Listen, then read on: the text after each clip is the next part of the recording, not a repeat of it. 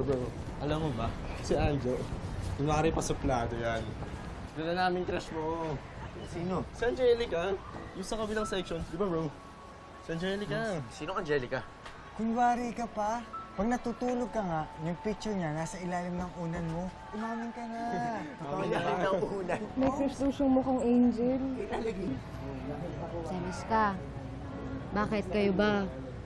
O yung huling nagtanong sa akin yung namatay. Ay, mamatay ka sa selos talaga. Hindi naman kayo.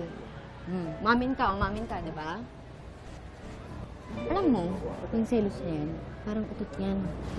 Hindi na pipigilan. Funny ka doon.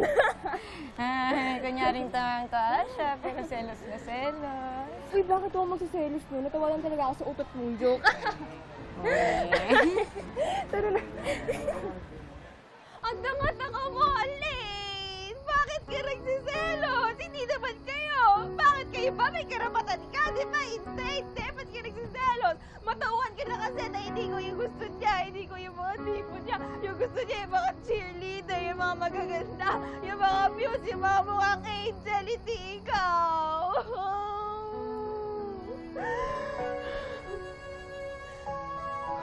Okay, tama na. Tama na. Makakahanap ka rin ng lalaking pagseselosan. Pero si Andrew yun eh.